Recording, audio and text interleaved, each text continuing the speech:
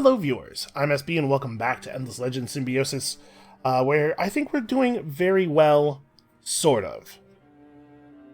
For one thing, we have a lot of land. I'm pretty happy with how developed these cities are. We have a lot of population in our empire as a whole. Hamara's at 8. Yeah, so we're pretty built up. We have a pretty good rate of research, right? We just started Bread and Circuses. It's coming down in 3 turns, and we are still building science buildings, so our research rate is only going to get better. We actually don't seem to have sacrificed all that much infrastructure for the amount of armies that we had to build, which is really nice. But it's now turn 60, what I would consider to be like late mid-game, and we are sort of directionless. Like, we're not actually headed anywhere in particular. So let's talk about our options, our victory conditions here. And the first thing I want to talk about is the diplomatic victory, because I don't know that I've really explained it in this series. The way the diplomatic victory works is you just have to achieve have earned a certain number of diplomatic points since the beginning of the game. You can see here our value is 413. That's how many diplomatic points we've earned. Diplomatic points come from 2 main sources. Number 1, and this is where all of our points thus far have come from. You get a certain number of diplomatic points every turn for each relationship you have with another player. So you can see right now we're earning 6 diplomatic points from Cold War and 1 diplomatic point from Declared War. That's because Declared War and Cold War are each worth 1 point per turn. We are at Declared War with 1 empire and at Cold War with 6 empires. Peace is worth... they keep changing this in ELCP. He keeps messing with the balance of it because it was too easy, and then there's been some changes, so I'm a little fuzzy on the numbers now. It used to be that peace was worth 2 points and alliance was worth either 3 or 4. Now it's like peace is worth 3 and alliance is worth 7 or something. It's been changed in ELCP to really emphasize the importance of maintaining long-term relationships. The other place that you get diplomatic points from is making deals with players. If you propose a contract that has a contract terms bar, something that's not just a unilateral declaration, if they agree to it, you get some diplomatic points based on the influence cost that you paid to propose the deal. In the base game, the diplomatic points that you earn from that are just yours immediately.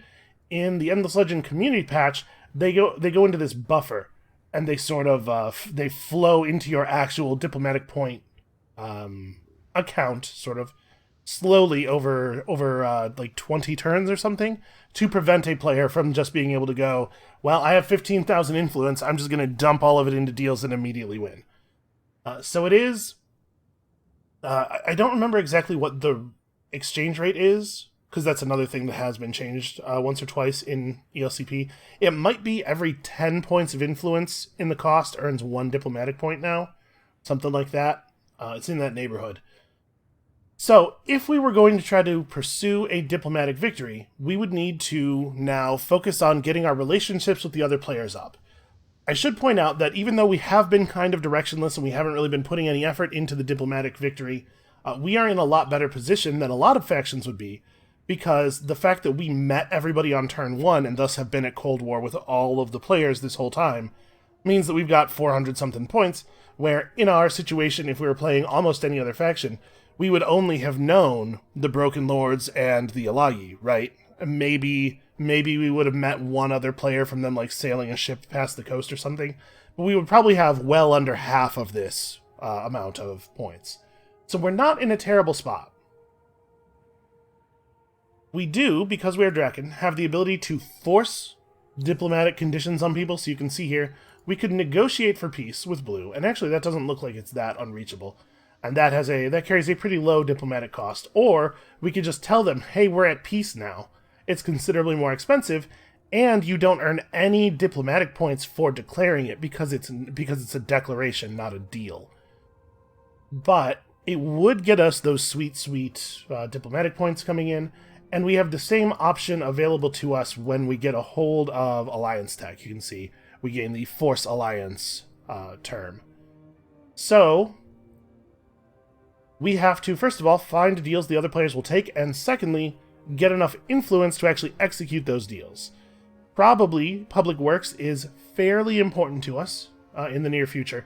I honestly might lean into dust refinery before that, though, and here I'm just thinking, like, if we had more dust, we'd be able to buy more governors. We have a lot of ungoverned cities right now. You don't want to be buying your governors, like, in the 60s. You'd like to get a hold of them a little earlier. But, you know, we had things we were doing with our dust. It's certainly not like we were just sitting around holding it. So, I do kind of like the diplomatic victory still. I think it's definitely a thing we can do. So let's just have a quick look through the other players and see how everybody feels about peace with us. Okay, he's moderately negative. The cult is moderately negative. I wonder if everybody's going to be about the same. Okay, for some reason they're like really not into it. We know your deal. A lot of these players are either mocking or pitying toward us, which is... man, that makes me feel a little bit bad. Okay, so... Nobody is in love with the idea of peace, but they could all be talked into it if we were willing to pay them off a little bit. One thing that I really do want to do, and I guess we're talking about some significant dust expenditures here. One thing that might be nice to do is to get some spies into some other players' empires and just like get a feel for where everybody is on the charts. Because at this point, I don't really know who I am afraid might win the game. I will say that in my experience, the Vaulter AI, when it chooses to focus on a science victory, can be pretty effective. But we've seen a lot of games recently where the Vaulters were like obviously very military focused, and in that state they are actually a lot less dangerous as long as you're not their immediate neighbor. So they might be in the lead. It's possible that the Ardent mages, who are very science focused, could be a victory threat from the science victory. Unfortunately, there's no way to know without installing spies. So let's see if we can get some relationships going. You were pretty okay with peace. I wonder if we have any resources we could trade them. Actually, they seem to be a little dust-starved, because this is really not that much dust. It'll slow down our hero acquisition, but... So we could do... like, all of our dust and 1 pearl. Another thing we could do is intentionally overpay them, and contracts to the AI's advantage, of course, will increase the amount that they like you, and make it so that maybe I won't have to constantly renegotiate the terms of peace with them. I'm just thinking, like, if we're going to consider this, we really need to get these relationships going soon. Part of the problem with overpaying them for additional approval is that I don't actually know, like, what the thresholds are for that. If you make a deal that's very slightly in their favor, you usually don't get the modifier, but I don't know if there are different levels of that modifier or how much stuff you have to put in to get them. I'm just going to give him a deal that he considers to be fair. What are we thinking about doing with our pearls? Chapels would be cool. I'm wondering if maybe I would rather, since we have so few pearls to work with, I'm wondering if maybe it might be better off to just give him mostly pearls and then as little dust as possible so that we can save dust for heroes, which I think is actually a better play. Some games you just don't get a lot of use out of the altar. It happens. Okay, so now that we have that going, it is 3 diplomatic points per turn for each empire you are at peace with. So if we were able to get everybody out to peace, we would be in real good shape. I do not have a good sense for how long it's going to take the AI to win the game. I have seen the Endless Legend Community Patch AI win the game before turn 100, I believe. But we've also seen games go into like the 130s or the 140s, so I don't know. I don't know how much time we have, which means I don't know what rate of diplomatic point income will be safe. For now, let's just focus on driving it up as much as we can, right?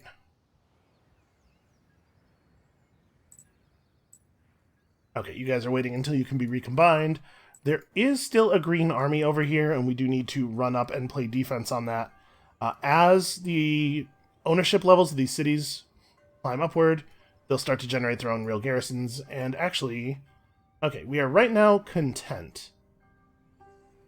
Obviously, approval will be gained as these cities come back under our control. Hopefully, approval will be gained enough to get us to at least. Oh right, I was gonna not do stuff for a little while so that I could build the Oologic Nursery.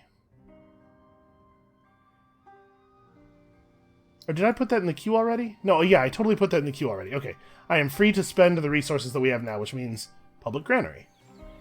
Or we could build our first burrow out here. We're not trying to build to anywhere in particular in this region.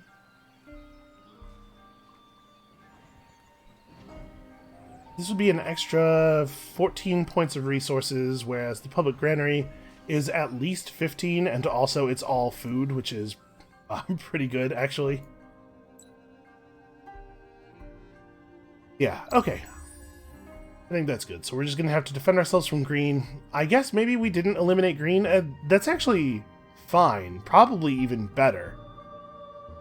Right? If they are alive somewhere with just a single settlement on an island somewhere, as long as we can keep ourselves from ever being in danger from whatever army they're able to cook up, we will find that we're getting extra diplomatic points for them being alive. Okay, they just offered peace straight up. I'll do that. And you would love some basic technology in exchange for some stuff that I'm not a huge fan of. Hold on. We'll come back to that deal. We're going to do a counter proposal on him.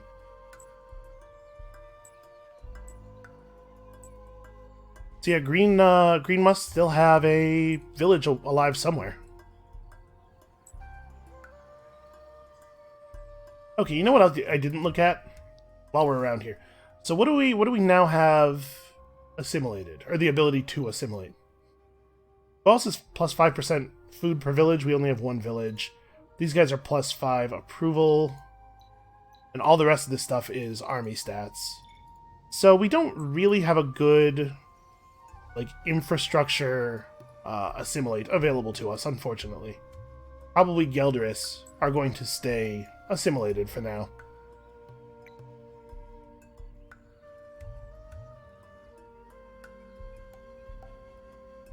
Tell you what, we definitely need to get... Where do we have titanium available? So we have titanium there. Are we bringing in 3 per turn? I guess... Actually, we've built over most of the deposits already. In fact, all of the glass, steel, and titanium deposits look built over. So we're not going to be able to increase this rate. We still have places where we need to build the science building, but we are on a little bit of a resource crunch there. In Rixina, we've got our right-of-way up, and probably we're just... really hammer in on the food stuff here. Unlike the seed storage, the public granaries bonuses always work. They do not turn off in the winter. So I guess we need to spread out and claim some dust from some ruins, right? Where do we have ruins? There's some temple ruins this way.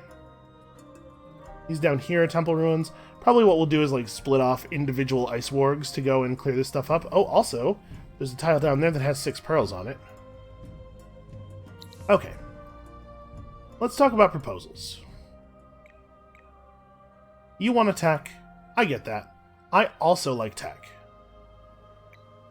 Oh, interesting. He values Diplomat's Mance really highly. So we could pick up...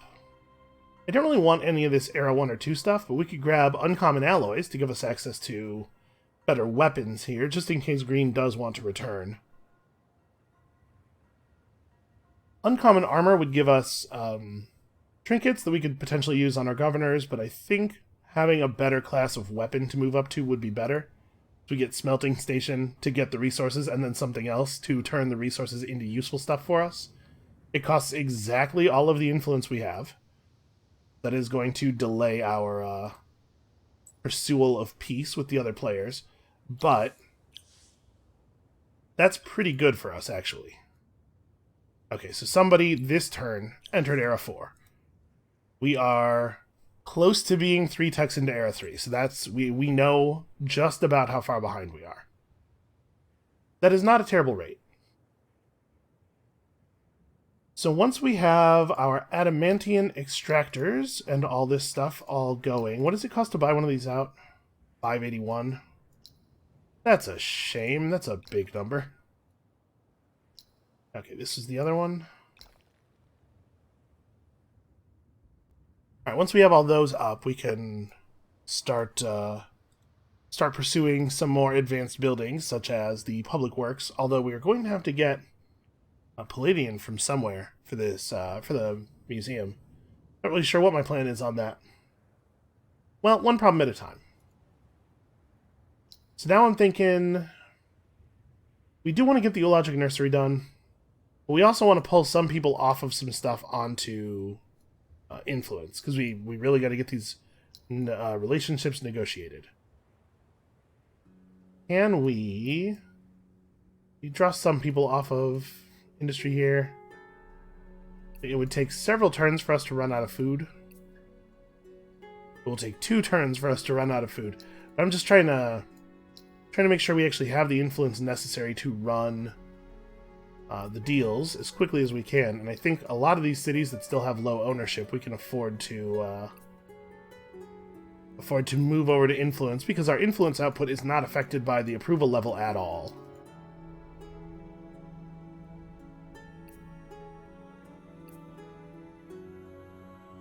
Yeah, alright. 130 per turn. Let's get these deals set up.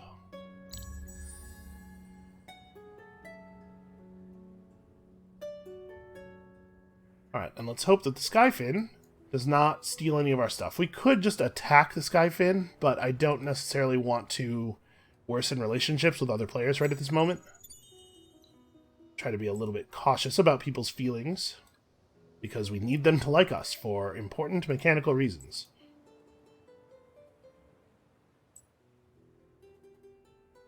Yep, they're totally going to search some of my ruins. You monsters.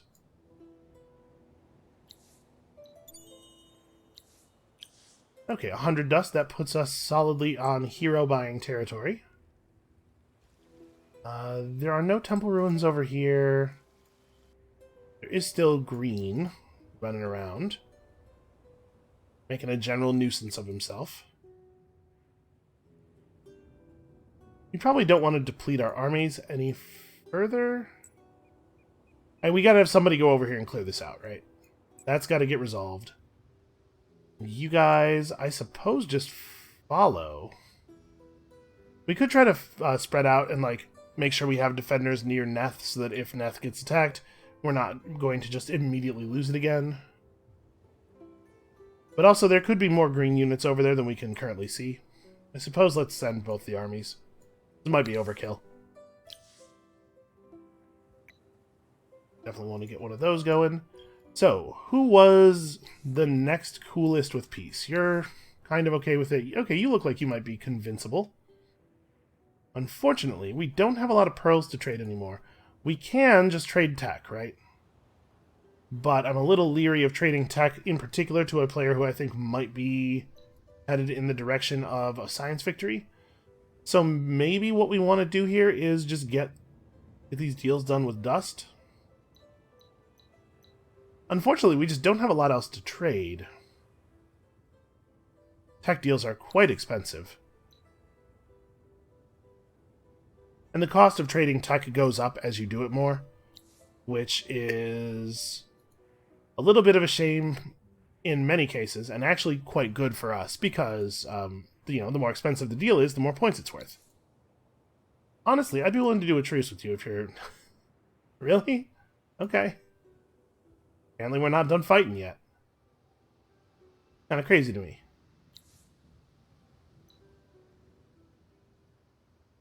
Yeah, unfortunately nobody really wants anything that we have except for all of our dust.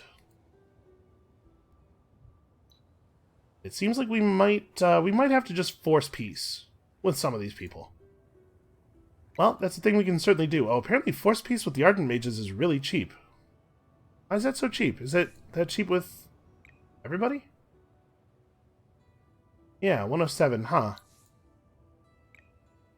Okay, well, who do we want peace with most? I guess it's going to be most difficult to get a negotiation with these guys, so let's force their hand. We accept this forced peace, though we are not accustomed to imposed diplomacy.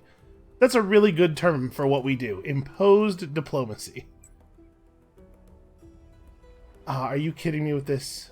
Ran over and searched that too. Man, maybe I do just attack him. This is kind of not okay. So he's still totally base stats. Yeah, you have to go. You can't be here anymore.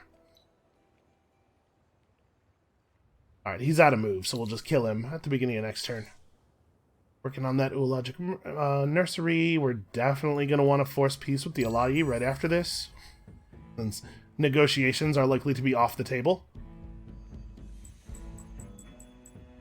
Yeah, he stole 2 ruins from me.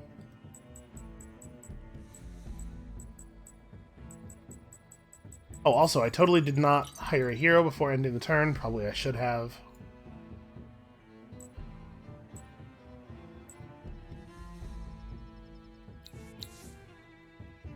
Map exchange. That's an interesting idea. Hold on. Probably will do that. Okay, Pink has closed their borders on account of all of the violence. I get that. That makes sense. Yeah, let's go ahead and do a map exchange with Blue. Okay, so Blue is actually not doing super well. Their empire is tiny and weak. Pink has managed to establish on Red's continent. Red's city, by the way, is looking imposing. Yeah, this is an interesting situation.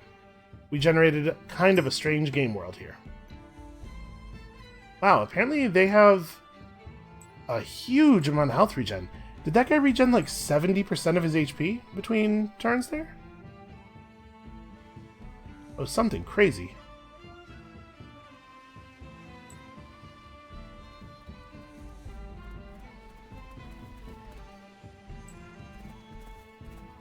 I just can't. I can't believe the audacity. Well, we're certainly not negotiating peace with them while they're still doing that.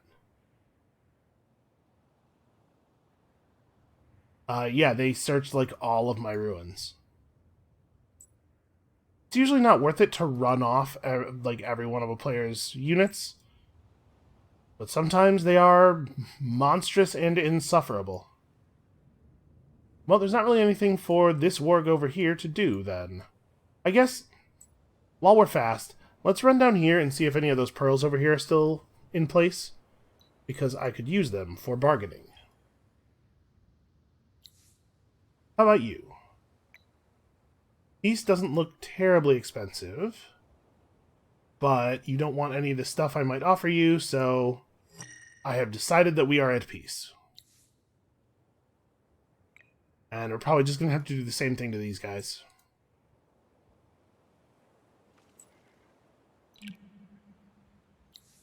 Oh, sure, I guess we could do a research. Why not? You know, I might just go Plow Factory. Except we don't have access to that resource, do we? Okay, I might just go back and get Imperial coinage so that we can have access to resources. And over in Rigsina, we have finished building whatever it is I was building.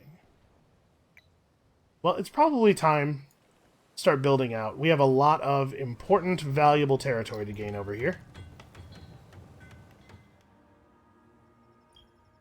The Empire is happy now, and approval is still growing in a couple of the cities. Yeah, we're going to be in pretty good shape here, actually. Alright, definitely got to make sure that we attack the Skyfin right away. So he's at 83 right now. I'm curious exactly what he will be at when we engage him in a second here. I sure hope it's not enough for him to be able to safely retreat. That would be very annoying. 232. Wow.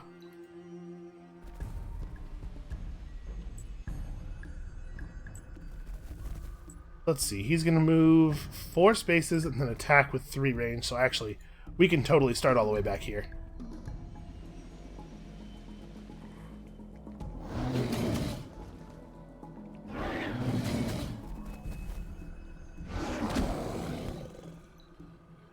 So Skyfins are not really fighting units. They're not horrible in combat.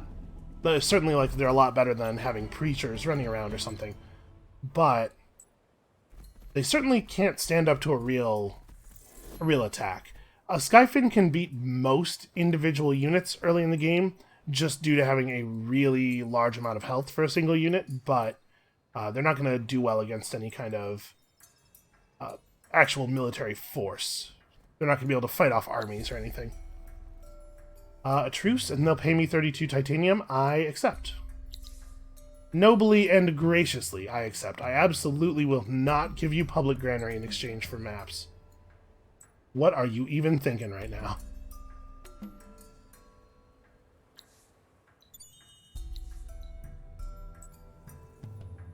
Okay, that's pretty good XP for our hero. How's he doing? Pretty close to another level. 100 dust and 80 dust. Okay, so we're going to force peace with this guy, because there's no way we're negotiating peace. He really doesn't care for us. And then out of curiosity, could we just do peace through cash? We totally could. Also, this titanium. We don't need as much titanium as we were given there. Okay, so we can totally afford to just spend dust on a hero then. Which is a nice place to be in. We also can afford to throw down the rest of these alchemy workshops. Alright, so next turn we're going to move our faction quest forward. We're going to get another 25 titanium. We want to do at least one more turn of this big influence generation. You can see we're actually losing influence from somebody's center of influence facility, which we almost certainly do not have the time or inclination to take over. Let's talk about available heroes. We have here a Strikes Far, who has Industry Boost 2, Food Boost 3. Is a perennial favorite.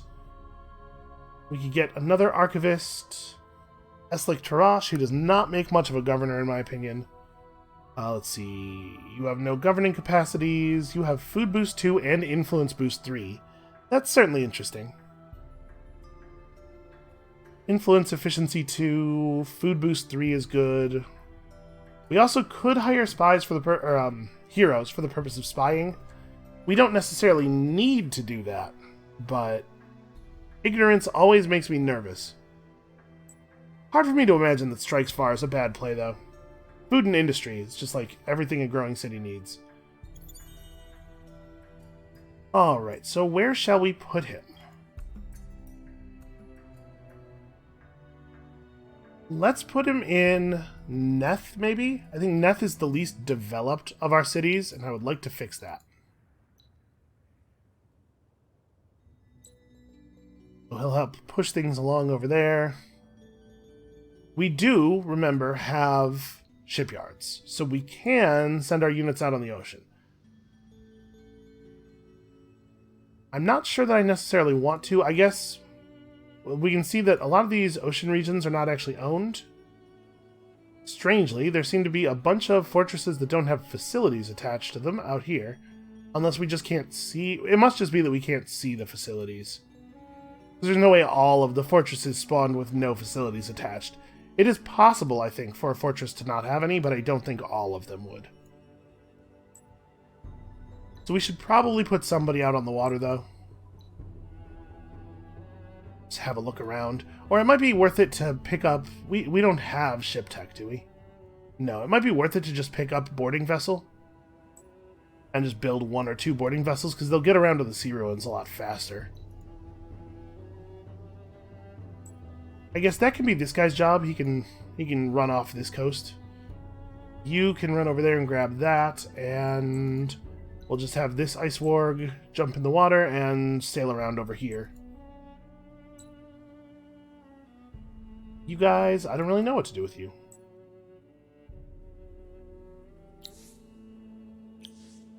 So we are at a point here where we are not our common friends. Say our aims align. Oh, I should probably have, like, done a quick rundown of the diplomatic situation in the world out there before making friends with everybody. Well, people don't get too mad at you for having friends, having peace with their enemies. They get mad at you for being allied with their enemies, of course. And it's probably worth noting that it's not going to be feasible for us to maintain alliance with too many players. Part of that is just people hating each other, but also it probably would be quite expensive, and people will be downgrading our diplomatic stance semi-frequently, I might say. Let's see. Rare Metal Foundry. Wow, he really loves our technologies. I'm okay with giving him Alchemy Workshop. He's very desperate. Could we get some Palladian instead of some Adamantian, maybe? Thing is, I'm gonna need some Palladian, and I really don't have access to very much. And he's still paying for the majority of this deal. Like, we will still have enough to force peace with the cult. Okay. Gaia blesses your offer, and we accept it. They would love it if I would declare war on Pink. Wow. That is a paltry sum. A pittance. Almost insulting, really. Okay, so we can make this deal, no problem. I guess the question is, if we're paying 100 influence anyway, why would we not just force the peace?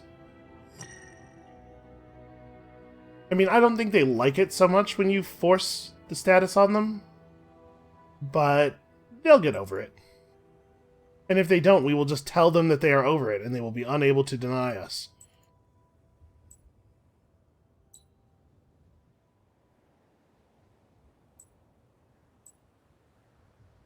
Kind of a terrifying ability when you really think about it.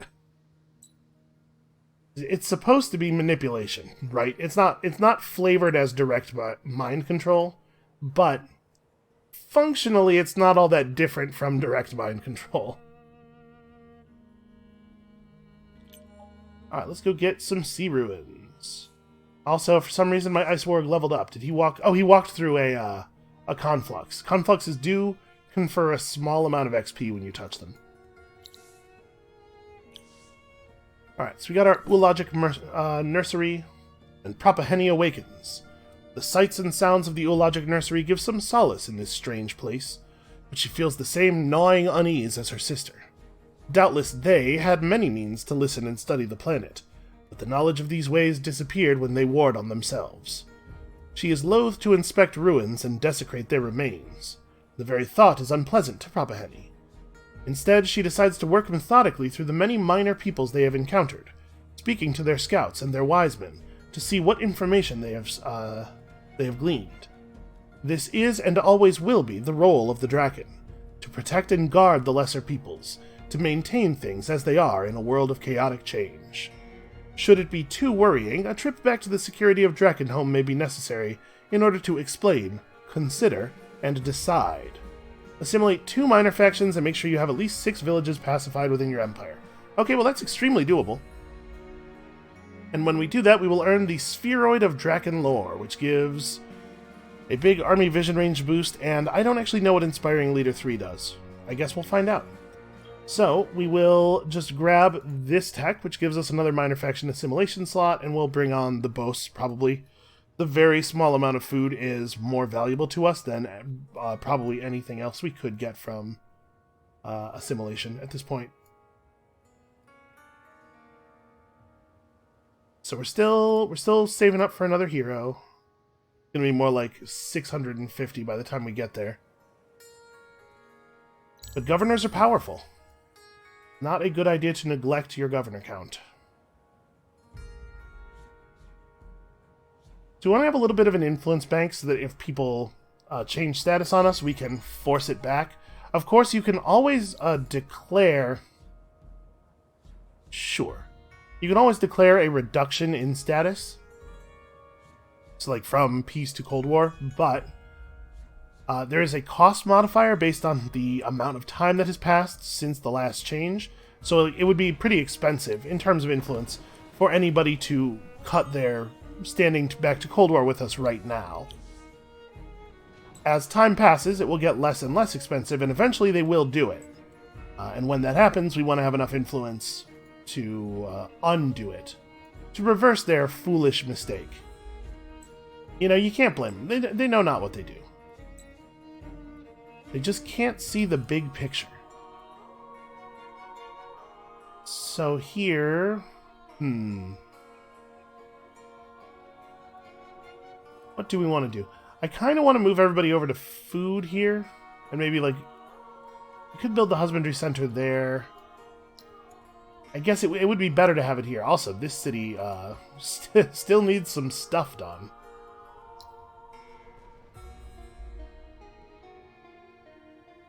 I guess we're not really worried anymore about our titanium. But here we can still build burrows, so let's keep that up for now. We're going to need more population as well to unlock the ability to build even more burrows, so maybe a food focus is a reasonable thing to start in on there.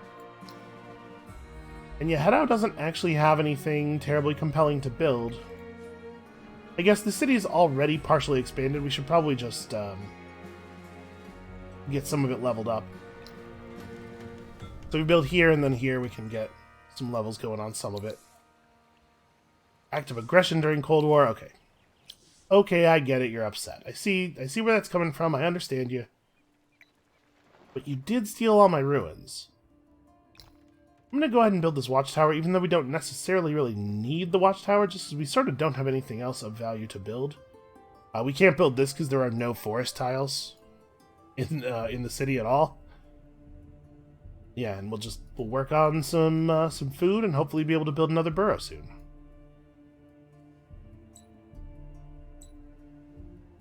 Okay, so you are definitely going over here. 80 dust. That has got us, that's definitely enough to buy a hero, right?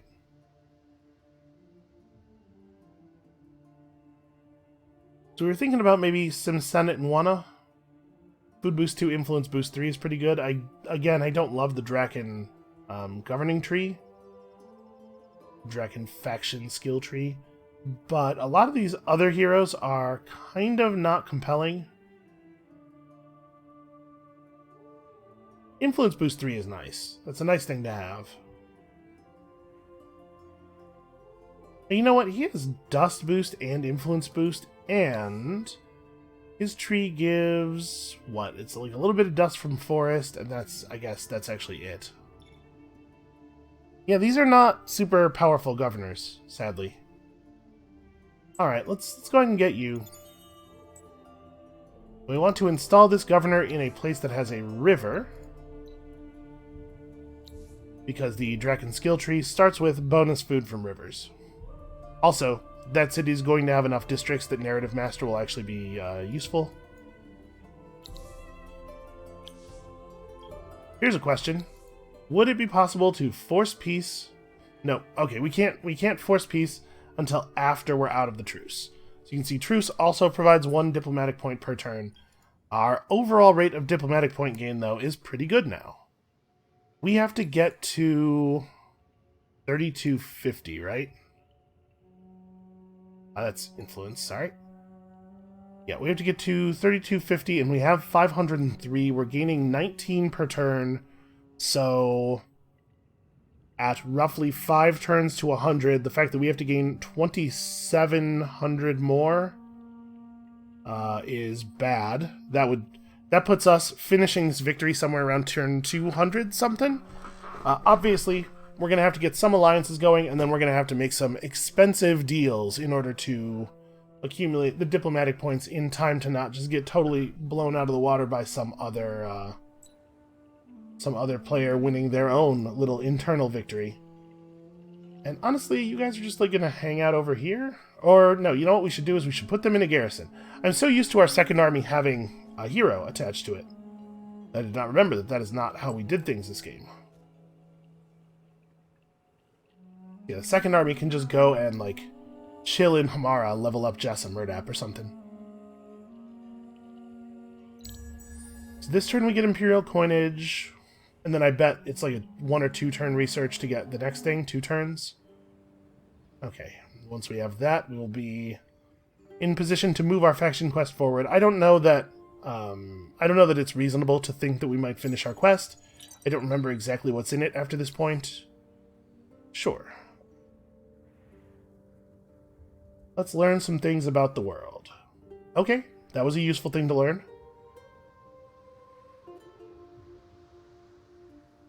So actually, the Forgotten are not doing very well. I wonder if the Forgotten were on this landmass, because that was a map from the Forgotten that we just had that explored this. I wonder if they were on this landmass and Blue did the same thing to them that we did to the Broken Lords. So Pink is working on a pretty huge amount of land. The Wild Walkers are working on a pretty huge amount of land. It is possible that we will have to intercede violently in order to prevent the other players from winning the game. We should at least be aware of the possibility.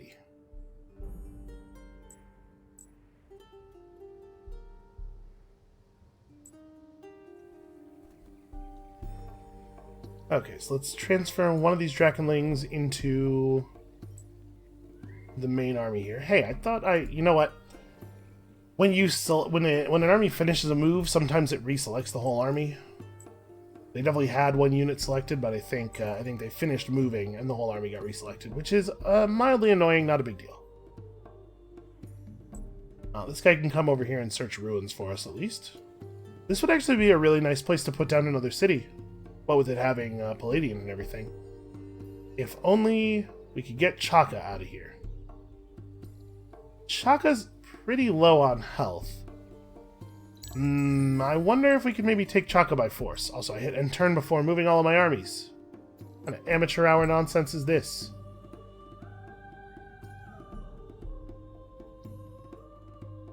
I'm just overexcited. I'm focusing on what we're going to do in the future. Too much to remember to do the stuff now that will enable the future things to occur.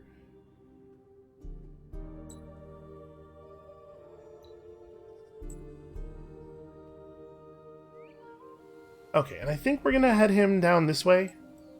Maybe we can make something happen with Chaka. You guys can just jump into Hamara. We're going to be able to buy heroes, what, every, like, 9 turns or something at this rate? Sure, give me a map exchange. What do you know that we don't know? Well, you know the rest of your empire, that's for sure. So yeah, these Wild Walkers are maybe the primary victory threat. Somebody built the Alchemic Institute. Was it the Wild Walkers? It was the Alai, actually. Okay, interesting.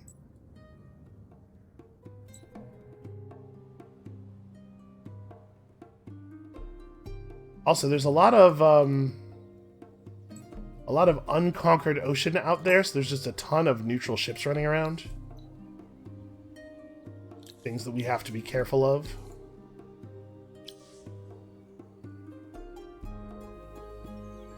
Alright, let's see here. Probably we could build ourselves a granary. And I think we can probably pull people back off of influence now. Well, yeah, we're pretty far away from an empire plan. I guess we should try to figure out what our empire plan might look like. If we wanted to just maintain the same thing, we're looking at 840. I think we're pretty comfortably above that, right? Even with everybody off of influence. Like, let's say we wanted to get onto industry here to accelerate things. Take everybody in all the cities off of influence. Okay, yeah, we're plus 76 with 12 turns left, so we will comfortably beat that 800. Yeah, we might just leave it like that then.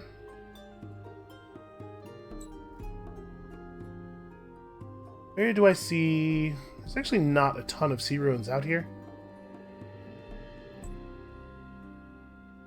So green does in fact have one little island kingdom remaining, it looks like. Cities have almost recovered. They will definitely now fight green if he returns, rather than welcoming him as a liberator. And our situation, I think, is looking pretty okay. So when we move up into the next era, the very first tech we're going to grab, obviously, is Hospitality Den, and then we're going to try to make this work. I think after we pick this up, what do we actually want next? There's definitely some value in getting dust refineries going, and then being able to hero out the rest of our empire, and then also buy spies, because it seems like we'd probably be in that neighborhood, right? We're already producing quite a bit of money. Another thing we could do, actually, is go after cargo docks, because we currently cannot trade with any of these players we're at peace with, but the moment we get cargo docks up, all of a sudden the entire world is potential trading partners. Now let's get the refineries first, because the AI is not always so good about actually building docks or researching docks. We can definitely trade them the tech as though we're doing them a favor, and then hope that they actually use it to improve our trade routes.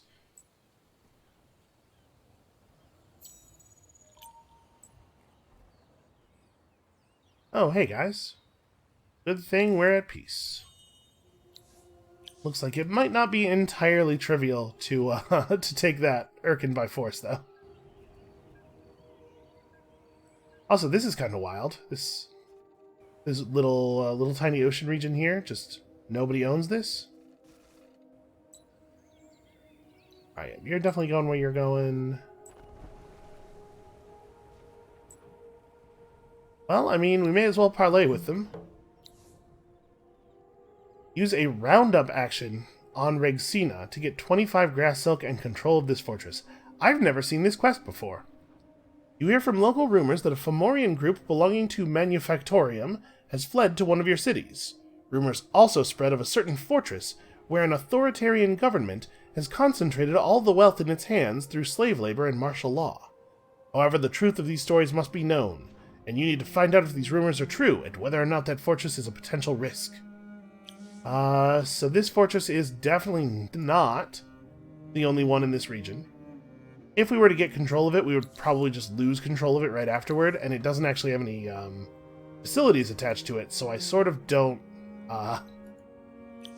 care about controlling it, I don't think. Here we could go through armor ergonomics, which is not great, to cold operator, which does work on armies in the way that you would hope it does. Or we could just grab a whole lot more health. I guess let's go ahead and get winter-proofed.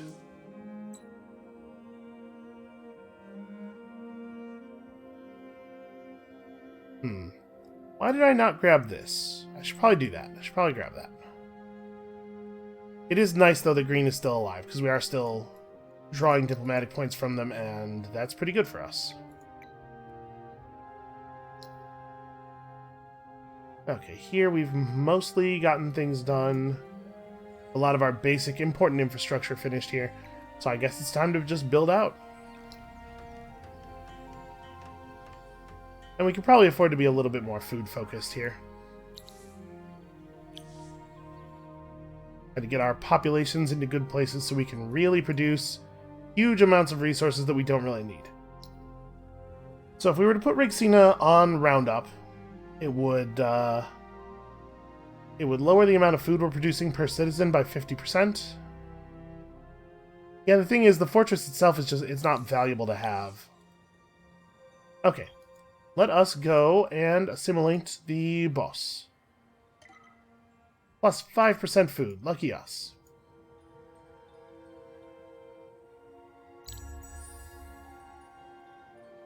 We are rapidly approaching the next hero. What's Gulji doing on population? Okay, so we need 3 more turns before we can build another burrow. Also, they built their burrows in kind of a strange way. This is not going to make it easy to level stuff up. Okay, all of a sudden, the seas and lakes are producing a ton of extra food, which is great for us. We obtained the Spheroid of Draken lore. A tribe gives Propaheni a gift, an object they use to record knowledge. It is a history of the Draken, hinting at things that drive Propaheni to cower within her eyrie, seeking sleep. Kehangana awakens and immediately senses the unrest within the eyrie. She quickly discovers its root, this strange object that a worshipful tribe gave to her sister. Kehangana sighs, heavy-hearted. She does not believe the rumors of subjugation and of ages spent as their slaves. While they had power that made them omnipotent, while they had power that made them omnipotent, they always treated the Draken with respect. Why else could they have left the Draken as stewards of their home? Regardless, the artifact must be studied and understood. Assumptions made from cursory glances and uninformed readings must be countered by careful analysis done by the wise and the experienced. Initially, however, Kehangana must rebuild the morale of her people. Little can be done to advance their cause if the area is divided and unsure. When that is done, however, she will once again turn to progress, the future, and hope. And in the back of her mind, one thing is clear. If a leader is to be appointed to the 12, she or Papa Henny would be the most likely choice. So we must quell the rumors and restore our people's confidence. For a period of 5 turns, keep the approval level at happy in all of your cities. Are we already there? No, Neth is not that happy. But that's probably just ownership stuff, right? Like, Neth is not, Neth is not totally controlled. And actually, they're not content. They're totally happy. 64% is happy. It doesn't update faithfully all the time. So actually, we're good. This quest is just wait 5 turns for us. Pretty good, and it gives us a bunch of Palladian, which we don't have natural sources of.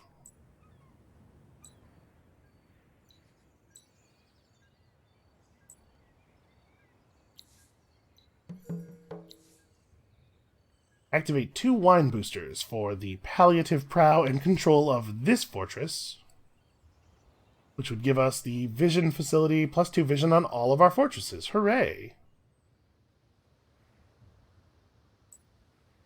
Yeah, we could totally very briefly get control of some stuff out here, but the neutral vessels that are running around would make it very difficult to hold. This is a terrible deal. What is wrong with you? Who would ever accept that deal? Okay, we definitely need more food. Always need more food. You can never have enough food. Here, kind of the same deal. They built their city in sort of a strange shape. We're going to have to fill in some gaps here to level it up. But as long as, like, it's the case that we have to build here and here before we get any level ups, so we may as well take this one first because it exploits more new tiles. Over in Hadao, build right there and get our first district level.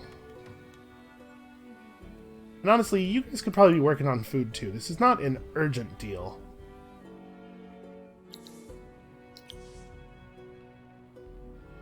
Here, we still are not quite ready to produce another district, so I guess just an Logic Nursery. It's not actually a bad thing, right?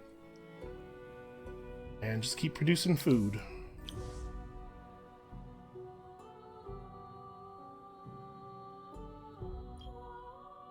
So I suppose the thing that would most accelerate our victory is to focus on science instead of food. We do this, we finish that at the same time as we finish the Logic Nursery. That gives us the ability to build another burrow. Yeah, and we should probably be pretty science-focused. It's hard not to want to go to food, but not necessarily right to focus on population. The thing is, even if we are going for a diplomatic victory, it's not like we just get alliance tech and then we sit around. We still have to continue modernizing our army. We still have to make ourselves difficult to kill, resilient to interference. So, in that sense, being food-focused will help our cities develop the ability to push things out when they need to push things out rapidly. And since it looks like attacking Chaka is maybe just like not realistic given all the red units in the area, why don't we wipe out some of these quest dudes that are running around my territory? I don't know what they're doing here, but my life would be easier if they were not present. Oh dear, all of a sudden we're like really hemorrhaging dust.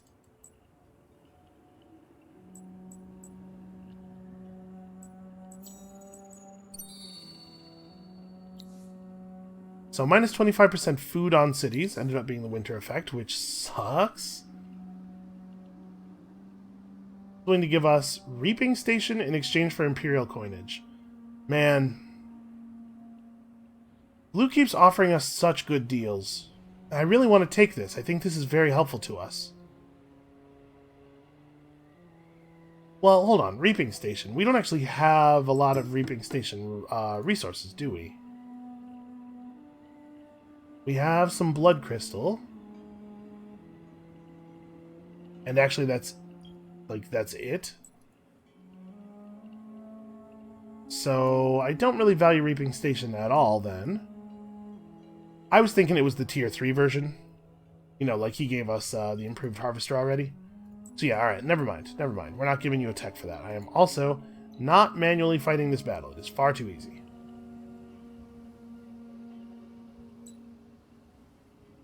Yeah, see all the neutral vessels that would make it impossible for us to hold our fortresses. Kind of surprised we didn't just get directly attacked there.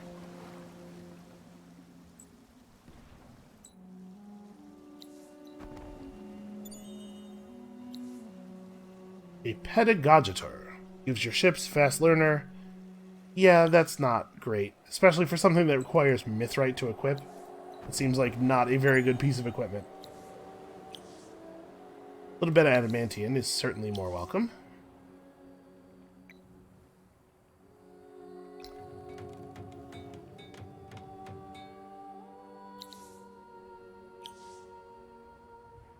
Okay, we're still building science buildings, it turns out. Rates are still going up. Oh, the Oologic Nursery became unbuildable because right now we do not have an income of at least 20 food from our city tiles. Well, suppose it can't hurt to just build a military unit and have it sit in the garrison. Speaking of units in garrisons, we should probably pull some units out and have them go pearl collecting. Also, we should probably kill this guy.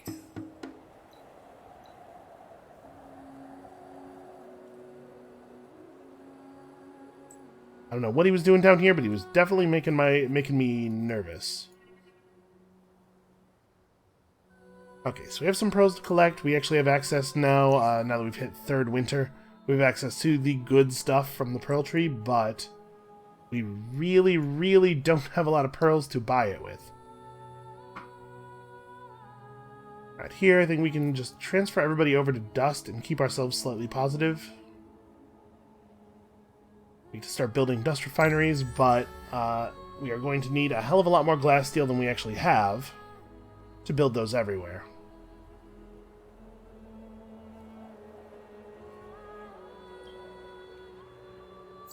It's taking Reaping Station would have been good in the sense that it would have pushed us closer to... okay, back to Cold War with us. Would have pushed us closer to moving up the next era. Yep, I know. Don't worry about it. So if you have an impossible item at the top of a queue, it will give you that message every turn saying, hey, we can't actually work on the thing at the top of the queue. And then the production will actually just fall through to whatever is next in the queue. We can avoid the message entirely by just not having the Oologic Nursery at the top. Well, probably the city that's focused on dust rather than industry is not the first one to get this.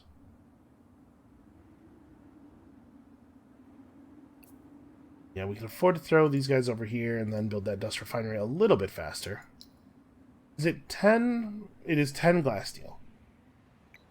That's not so bad, actually. It's not going to be terribly prohibitive. Alright, so we have, what, 2 more techs to research? We do want cargo docks, and we do want public works, and we do want plow factory. The question is just, like, what is the priority? I think it's probably these two. And probably in this order. The thing is, we don't really have an easy way to keep the adamantium, or the palladium, rather, flowing in. We do have access to the market now. Maybe make it work that way. Takes 40 points of a luxury for us to run a booster. The dyes are the only thing that we can actually run a booster of right now. We could buy enough gold to get a gold booster off. I'm actually inclined to want to do this, but it's probably going to be quite expensive. Remember, every time we make a purchase, the cost will go up, so it won't actually just be 4 purchases of 10 at 103 each. The first one will be 103, and the next one will be more expensive, and the one after that will be even worse. So one thing we could do here is just wait until turn 76 for the hero market to regenerate, and I think that's what we're going to do. See if anything a little bit more compelling appears.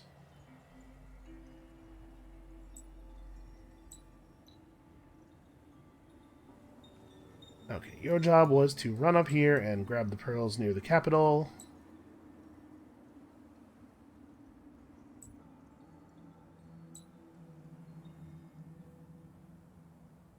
Oh man, the seaweed is actually like really inconvenient.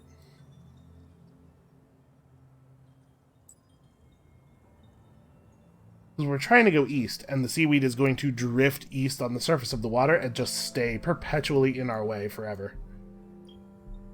Okay, we're still all good and happy.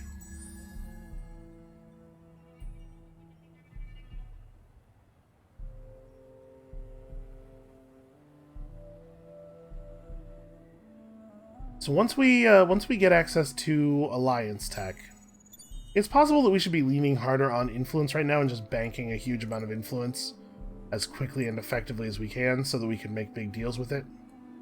You know, make some very significant tech trades or something. Probably a pretty good idea. We actually have a dye deposit in Hamara that we never built an extractor on. Oh, because I don't have that tech. That's why. Well, that's not ideal.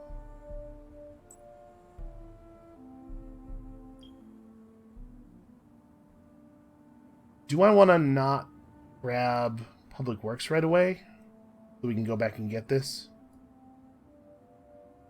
Yeah, you know what? We're producing a reasonable amount of influence already. We will want this, but we don't need it right this second, I suppose.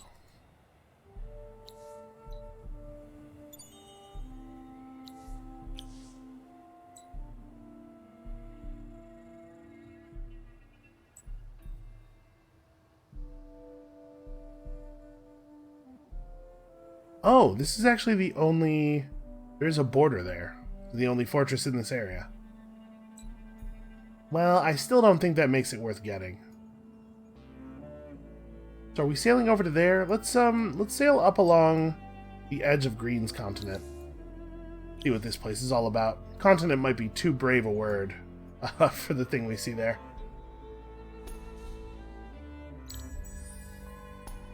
So yeah, we're going to be comfortably way past the influence threshold for the Empire plan that we wanted. What I'd like to do is get the inconvenient artifact finished here, so we'll play a couple more turns before stopping for the day.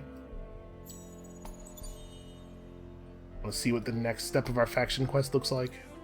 So right now we're in step 1 of part 5. We've made pretty good progress in not that much time this episode. Yeah, just +8 food on city. Man, necrophages are really good governors. Alright, well, I suppose let's turn around and grab these.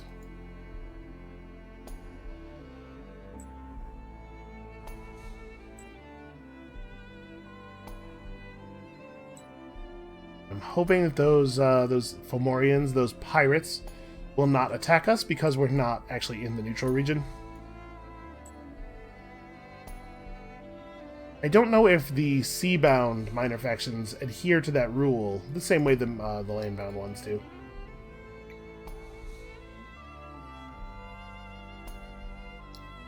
Do still need an awful lot of stuff.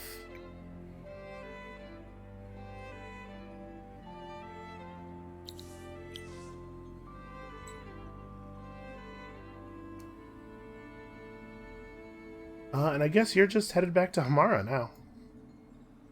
We could have the hero pick these up. I guess it doesn't really matter who gets them. Just as long as we end up with them to use them very sparingly on things that are sort of valuable.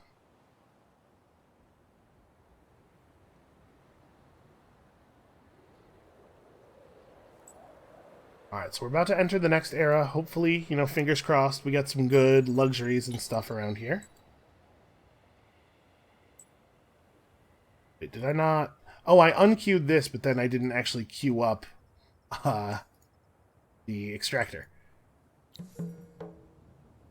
Okay, so we did that. Did we already? Really? Okay. Create 3 new boroughs in your empire. Well, we have 1 completing next turn, 1 completing in 4 turns. Like, this is definitely a thing that is doable. So yeah, that should be pretty fast to get done, actually. We are making good progress. Maybe it is not completely infeasible that we could get our faction quest finished and maybe be able to make a play for one of the victory types that comes from that. A quest victory, yeah, it doesn't seem completely crazy. Alright, Alright, so obviously our poor Ice Warg is getting attacked. That's right, I didn't actually push Pink back to Peace. We do Peace without the Force? Friendly, mutual, consensual peace? You don't have Mercenary Market? What? Okay, so a Force Peace right now would be 397. My suspicion is that Pink is not winning the game right now. We can probably afford to hand them a tech that's not actually that good. Like, I'm fine with giving them Mercenary Market, I think. Alright, so we do not have the negative diplomatic modifier with them for having forced the status on them anymore, I believe. I don't know how long it takes them to, like, forget about the Cold War thing that we did. Hopefully it will be soon, because I would love to have a more permanent friend. And 150 dust. Okay, so we are going to get a dye extractor up.